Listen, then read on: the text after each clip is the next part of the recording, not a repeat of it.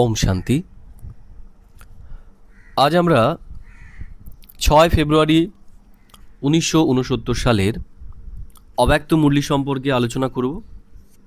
আজকের মুরলির হেডিং মহিমা সুন্না ছোড়ো মহান বানো।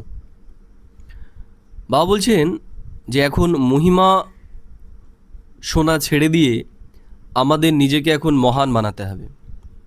বাবা বলছেন আবি ইয়াদ কি যাত্রা মে बैठे हो।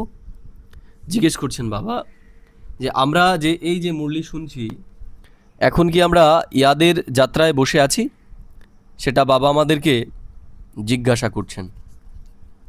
পড়াই কা সার তো সমাজ মে আ গয়া। বাবা বলছেন পড়ার যে সারবস্তু সেটা তো আমরা বুঝে গেছি। उस सार को जीवन में ला कर के दुनिया को বহু রাজ শোনানা है। পড়ার যে রহস্য বাবা আমাদেরকে জানিয়েছেন সেই রহস্যকে এখন আমাদের জীবনে নিয়ে এসে দুনিয়ার সামনে আমাদের সেই রহস্যকে দেখাতে হবে। রচয়িতা और रचना की नॉलेज को तो समझ गए हो।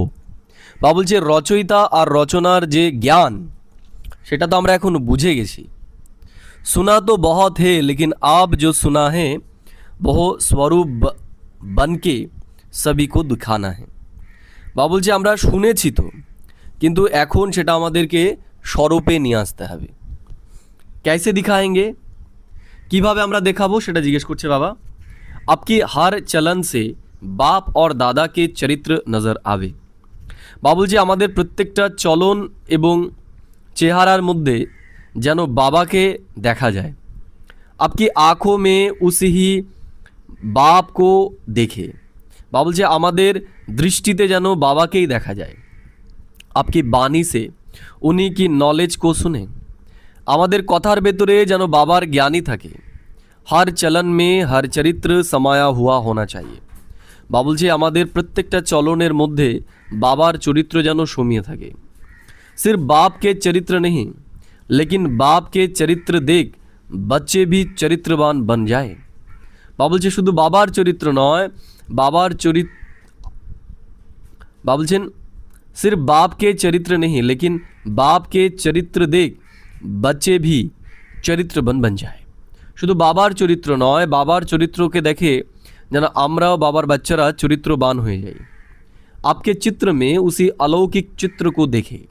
বাবা বলছে আমাদের চিত্রের মধ্যে যেন সেই অলৌকিক চিত্রকেই সবাই দেখতে পায়। आपके व्यक्त रूप में अव्यक्त मूर्त नज़र आवे। আমাদের ব্যক্ত মূর্তিতে যেন অব্যক্ত মূর্তি দেখা যায়। ऐसा पुरुषार्थ करके जो बाप दादा ने मेहनत की है उसका फल स्वरूप दिखाना है। বাবা বলছে এমন মেহনত এখন করতে হবে এবং বাবা যেটা করেছে সেইটাকে আমাদের ফলস্বরূপে নিয়ে আসতে হবে। जैसे अज्ञान काल में भी कोई बच्चों में जैसे कि बाप की नज़र आता है, उनके बोल चाल से अनुभव होता है जैसे कि बाप है, তাই না? তা বাবা বলছে লৌকিকেও যেমন হয় না যে কথাবার্তা চাল চলনে ছেলেকে দেখে মনে হয় যে বাবাই কথা বলছে। इसी रीति से जो अनन्य बच्चे हैं उन एक एक बच्चे द्वारा बाप के गुण प्रत्यक्ष होने चाहिए और होंगे। বাবা বলছে তেমনি বাবার যে অনন্য বাচ্চারা রয়েছে তাদের আচরণের মধ্যেও যেন সেই গুণগুলো প্রকাশ পায়। कैसे होंगे, उसका मुख्य प्रयत्न क्या है। বাবা বলছে কীভাবে হবে তার জন্য কি বিশেষ চেষ্টা আমাদের করতে হবে। मुख्य बात यही है जो साकार रूप से भी सुनाया है कि याद की यात्रा अव्यक्त स्थिति में स्थित होकर हर कर्म करना है। বাবা বলছে বাবা যে শিক্ষাটা আমাদেরকে দিয়েছে মূল বিষয় হচ্ছে ইয়াদের যাত্রা। আমাদের এখন অব্যক্ত স্থিতিতে স্থিত হয়ে কর্ম করতে হবে। आप तो बच्चों को बहुत सामना करना है। বাবা বলছে এখন আমাদের অনেক কিছু সামনা করতে হবে। लेकिन समर्थ साथ है इसलिए कोई मुश्किल नहीं है। বাবা বলছেন বাবার সমর্থী, বাবা আমাদের সাথে আছে, তাহলে কিসের মুশকিল। सिर्फ एक बात सभी को ध्यान में रखनी है कि सामना करने के लिए बीच में रुकावट भी आएगी। বাবা বলছে একটা জিনিস আমাদের শুধু ধ্যান রাখতে হবে, সামনা করার সময় আমাদের সামনে অনেক বাধাও আসবে। सामना करने में रुकावट कौन सी आएगी। বাবা জিজ্ঞেস করছেন যে সামনা করার ক্ষেত্রে সবথেকে বড় বাধা কি আসবে? মালুম হে? বাবা জিজ্ঞেস করছে, সেটা কি আমরা জানি?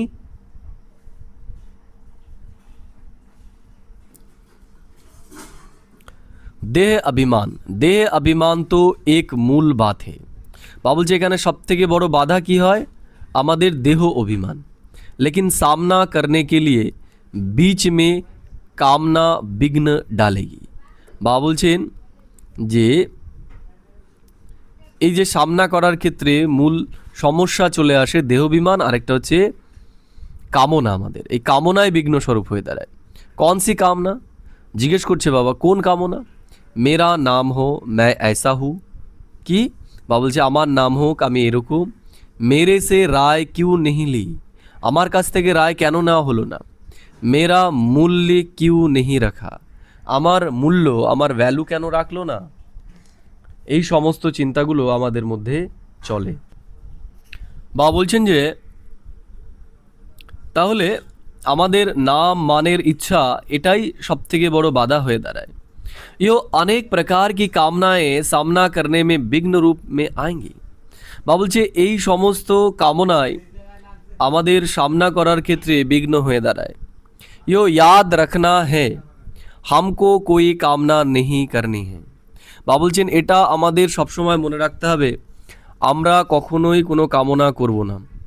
सामना करना है, अगर कोई कामना की तो सामना नहीं कर सकेंगे। বাবা বলছে যদি আমাদের কোনো কামনা থাকে বা ইচ্ছা থাকে তাহলে আমরা সামনা করতে পারবো না। और अव्यक्त स्थिति में महान बनने के लिए एक बात जो करते रहते हैं वो धारण कर ली तो बहुत जल्दी और सहज अव्यक्त स्थिति में स्थित हो जाएंगे। বাবা বলছেন যে अगर कोई कामना की तो सामना नहीं कर सकेंगे, যদি আমাদের কোনো কামনা থাকে তাহলে সামনা করতে পারবো না মায়ের আমরা। और अव्यक्त स्थिति में महान बनने के लिए एक बात जो करते रहते हैं। বাবা বলছে অব্যক্ত স্থিতি হওয়ার জন্য আমরা যে মহান একটা কর্ম করি, वो धारण कर ली तो बहुत जल्दी और सहज अव्यक्त स्थिति में स्थित हो जाएंगे। বাবা বলছে সেটা যদি আমরা ধারণ করে নিই তাহলে খুব তাড়াতাড়ি আমরা অব্যক্ত স্থিতিতে স্থিত হয়ে যাব। वो कौन सी बात? কোন বিষয়টা? हम सभी मेहमान हैं। কি মনে রাখতে হবে আমাদের? বাবা বলছে সবসময় এটা যেন আমাদের মনে থাকে যে আমরা হলাম এখানে মেহমান। क्योंकि आप सभी को भी बाया सूक्ष्मवतन होकर घर चलना है। বাবা বলছে আমাদের প্রত্যেককেই सूक्ष्मवतन হয়ে তারপরেই ঘরে ফিরতে হবে।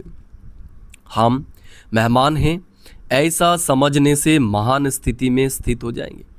বাবা বলছে যদি এটা আমরা মনে রাখি যে আমরা মেহমান, এই জগতে আমরা অতিথি, তাহলে খুব সহজেই আমরা মহান স্থিতিতে স্থিত হয়ে যাব। मेहमान के बजाय ज़रा भी एक शब्द में अंतर कर लिया तो गिरावट भी आ जाएगी। বাবা বলছে মেহমান এই অতিথি শব্দের বদলে যদি একটু এইদিক ওইদিক হয়ে যায় তাহলে আমরা নিচে পড়ে যাব। वो कौन सा शब्द? বাবা বলছে সেই শব্দটা কি? मेहमान समझना है लेकिन महिमा में नहीं आना है। বাবা বলছে নিজেকে মেহমান মনে করতে হবে কিন্তু কখনোই যেন আমরা মহিমার মধ্যে না আসি। अगर महिमा में आ गए তো মেহমান নেই বানেঙ্গে। বাবা বলছে যদি আমরা মহিমার মধ্যে চলে আসি তাহলে আর আমরা মেহমান হতে পারবো না। মেহমান সমঝেঙ্গে তো মহান বানেঙ্গে। বাবা বলছে যদি আমরা নিজেকে মেহমান মনে করি তাহলেই আমরা মহান হতে পারবো। হ্যাঁ, জরা সা অন্তর মেহমান और মহান। বাবা বলছে একটুখানি মাত্র পার্থক্য, একদিকে মেহমান আর একদিকে মহান। लेकिन ज़रा सा अंतर भी अवस्था को बहुत नीचे ऊपर कर देता है।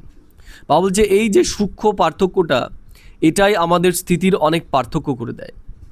तुम सभी को ज्ञान कौन सा देते हो? বাবা বলছেন আমরা সবাইকে কোন জ্ঞানটা দিই? त्रिमूर्ति का। जैसे त्रिमूर्ति का ज्ञान औरों को देते हो वैसे अपने पास भी 3 बातों का ज्ञान रखना है।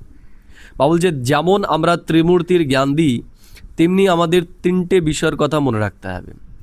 3 बातें छोड़ो और 3 बातें धारण करो। বাবা বলছে 3টে জিনিস আমাদেরকে ছাড়তে হবে আর 3টে জিনিস আমাদেরকে ধরতে হবে।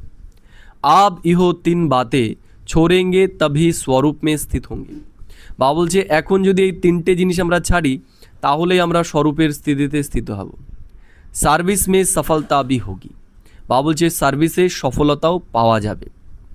बताओ कौन सी 3 बातें छोड़नी है। বাবা জিজ্ঞেস করছেন যে বলো কোন 3টে জিনিস ছাড়তে হবে। जो সার্ভিস में বিঘ্ন डालती है, যেটা সার্ভিসে বিঘ্ন প্রদান করে। বহু छोड़नी है, বাবা বলছে সেটাকে আমাদের ছাড়তে হবে। एक तो कभी भी कोई बहाना नहीं देना, বাবা বলছে একরকম কখনো একটা 1 নম্বর পয়েন্ট বাবা যেটা বলছে সেটা হচ্ছে কখনোই যেন আমরা কোনো বাহানা না দিই। दूसरा कभी भी किससे सर्विस के लिए दूसरा कभी भी किससे सर्विस के लिए कहलाना नहीं, বাবা বলছে কখনো যেন কাউকে সার্ভিসের জন্য না বলি, অর্থাৎ আমার সেবার জন্য না বলি। तीसरा सर्विस करते कभी मुरझाना नहीं, তৃতীয় বাবা বলছে যে সার্ভিস করার সময় যেন কখনোই আমরা আপসেট না হয়ে যাই। বাহানা বাহানা कहलाना और मुरझाना, বাহানা कहलाना और मुरझाना ইহু 3 বাতে छोड़नी। বলছে বাহানাকে ছাড়তে হবে, कहला বর্ণন করা ছাড়তে হবে, আর मुरझाना অর্থাৎ আপসেট হওয়া আমাদের ছাড়তে হবে। और फिर कौन सी 3 बातें धारण करनी है, আর কোন 3টে জিনিস ধারণ করতে হবে। বাবা বলছে ত্যাগ, তপস্যা আর সেবা। তাহলে আমাদের ধারণ করতে হবে ত্যাগ, তপস্যা আর সেবাকে আমাদের ধারণ করতে হবে। ये 3 बातें धारणा में चाहिए। বাবা বলছে এই 3টে জিনিস আমাদের ধারণার মধ্যে দরকার। तपस्या अर्थात याद की यात्रा और सर्विस के बिना भी जीवन नहीं बन सकती। বাবা বলছে তপস্যা অর্থাৎ यादेर যাত্রা, সার্ভিস ছাড়া আমাদের জীবন তৈরি হবে না। इन दोनों बातों की सफलता त्याग के बिना नहीं हो सकती। বাবা বলছে এই 3টে বিষয়, এই দুটো বিষয়ের সফলতা ত্যাগ ছাড়া সম্ভবই নয়। इसलिए 3 बातें छोड़नी और 3 बातें धारण करनी है। अगर इन तीनों बातों की धारणा हुई तो क्या बन जाएंगे। বাবা বলছে এই 3টে জিনিস যদি আমরা ধারণ করতে পারি তাহলে কি হয়ে যাব। जो आपका गायन है ना वही स्वरूप बन जाएंगे। বাবা বলছে যেটা আমাদের গায়ন আছে আমরা সেটারই স্বরূপ হয়ে যাব।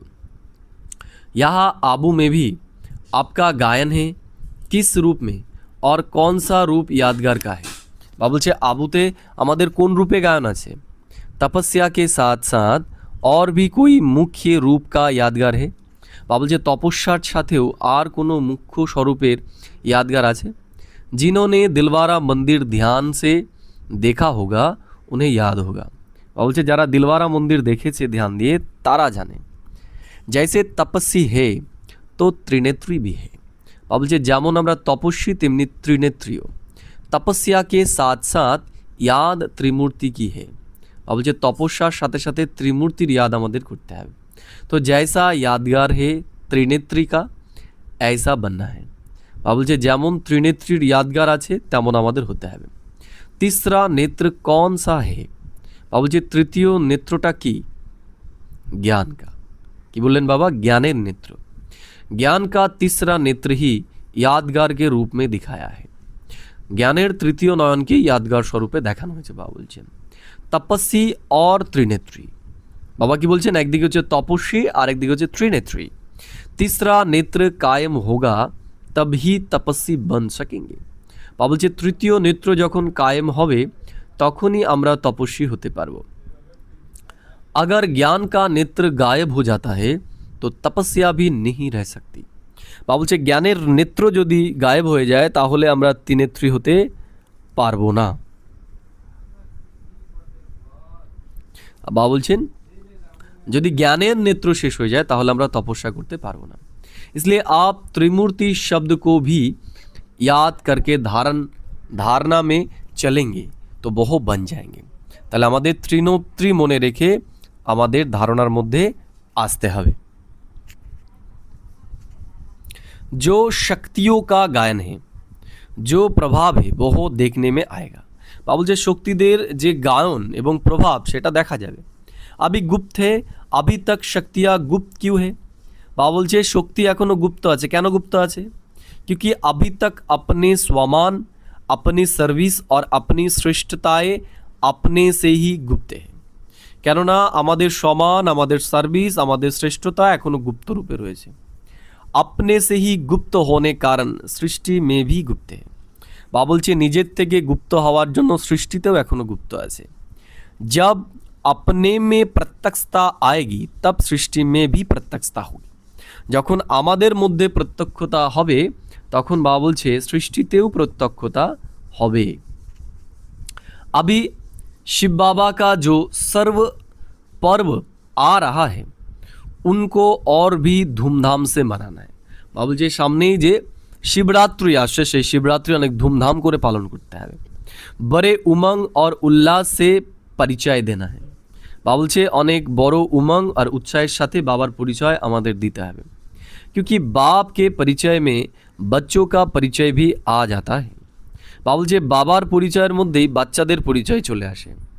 बच्चे बाप का परिचय देंगे तो बाप फिर अव्यक्त में बच्चों का परिचय, बच्चों का साक्षात्कार आत्माओं को कराते रहेंगे। বাবা বলছেন বাচ্চারা বাবার পরিচয় দেবে তো বাবাও তার अव्यक्त বাচ্চাদের পরিচয় দেবে। बच्चों का साक्षात्कार आत्माओं को कराते रहेंगे।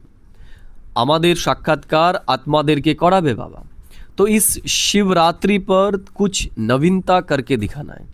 বাবা বলছে এই যে সামনে শিবরাত্রি আসবে সেখানে আমাদের কিছু নবীনতা করে দেখাতে হবে। क्या नवीनता करेंगे?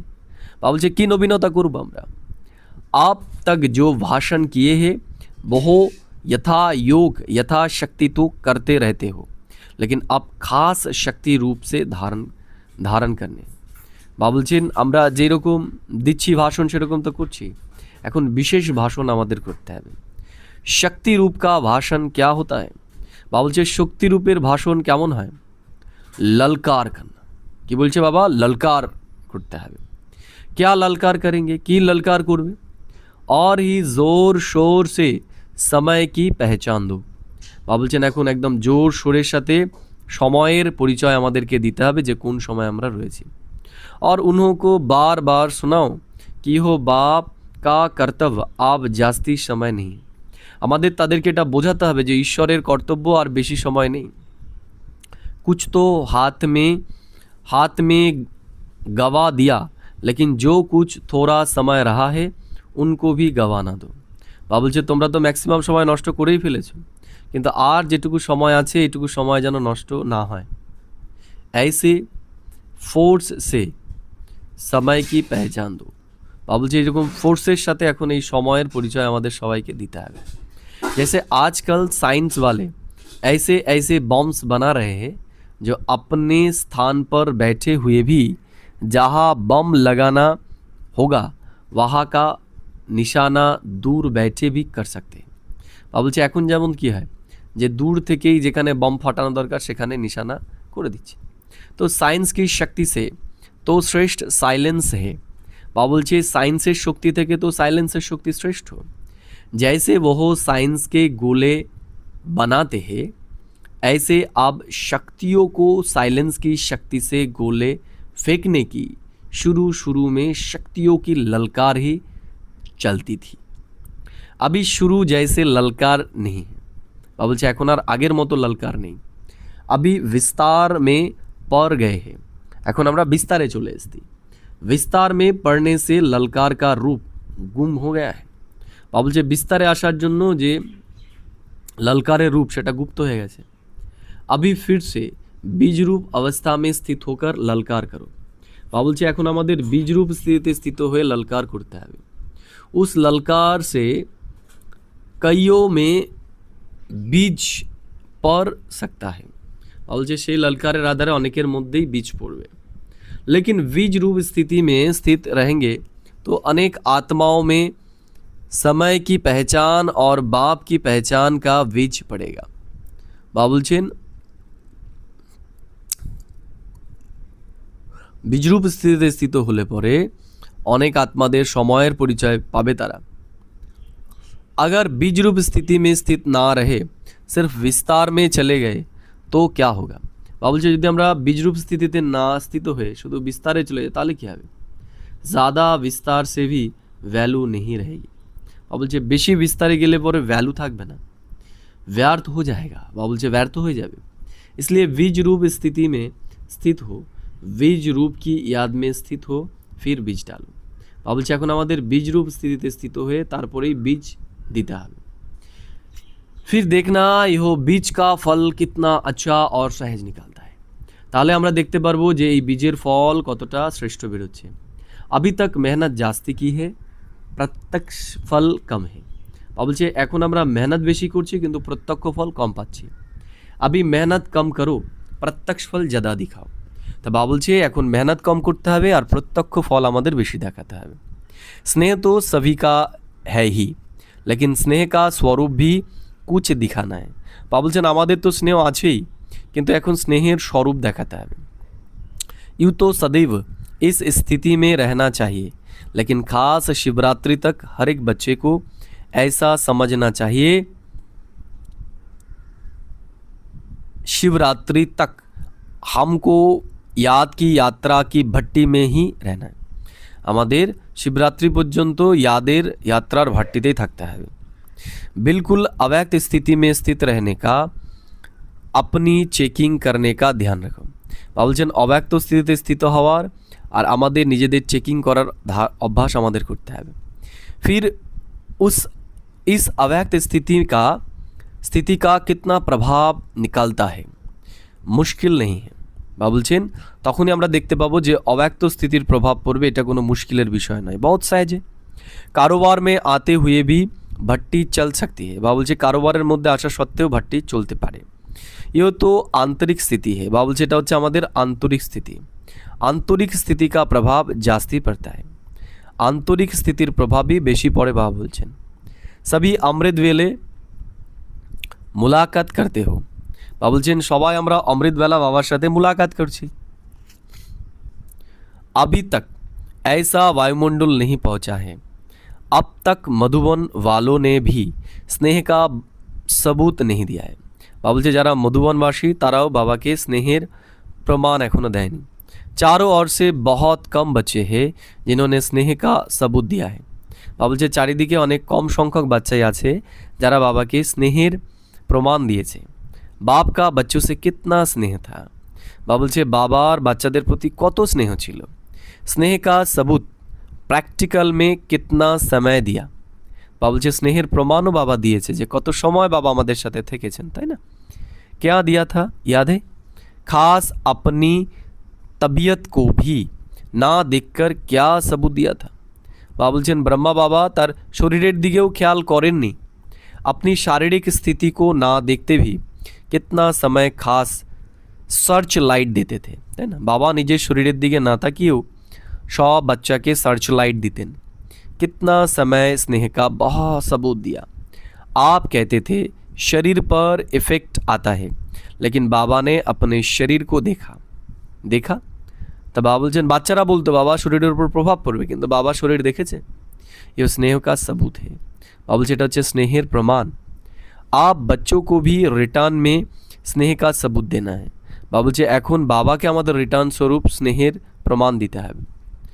जो कर्म करेंगे दिखाया वही करना है। बाबा বলছে যে কর্ম করবে সেই দেখাতে পারবে। अमृत वेले जैसे साकार रूप में करके दिखाया वैसे ही बच्चों को करना चाहिए। অমৃতবেলা বাবা যেমন সাকার রূপে দেখিয়েছে তেমনি আমাদের এখন দেখাতে হবে। उठे और बैठे। बाबा बोलছে उठते হবে আর বসতে হবে, लेकिन বহু রুহাব শক্তি স্বরূপ की स्मृति नहीं रहती। बाबा बोलছে সেই রুহাব এবং শক্তি স্বরূপের স্থিতি থাকে না। शक्ति रूप के बदले क्या मिक्स हो गया है। बाबा बोलছে শক্তি স্বরূপের বদলে কি মিক্স হয়ে গেছে? সুস্তি। बाबा बोलছে আমাদের ভিতরে আলস্য চলে এসেছে। तो सुस्ती मिक्स होने से मुलाकात करते हैं, लेकिन लाइन क्लियर नहीं होती। बाबा बोलছে আলস্য থাকার জন্য मुलाकात হয় কিন্তু लाइन क्लियर থাকে না। मुलाकात से जो अनुभव होना चाहिए वह नहीं कर पाते। बाबा बोलছেন मुलाकातेर आधारे যেটা অনুভব করা দরকার সেটা অনুভব করতে পারে না। मिक्सचर है। बाबा बोलছে ভেজাল রয়েছে। यहाँ शुरू करेंगे तो मधुबन वासियों को देख सब करेंगे। बाबा बोलছেন मधुबনের भाई বোনেরা করলে পরে তাদেরকে দেখে সবাই করবে। मधुबन निवासी जो खास नहीं है उनको खास স্যাক্রিফাইস करना है। बाबा बोलছে মধুবনে যারা নিমিত্ত আছে তাদের বিশেষ স্যাক্রিফাইস করতে হবে। स्नेह में हमेशा স্যাক্রিফাইস किया जाता है। बाबा बोलছে যেখানে স্নেহ আছে সেখানে সবসময় স্যাক্রিফাইস করা হয়। अच्छा, ओम शांति।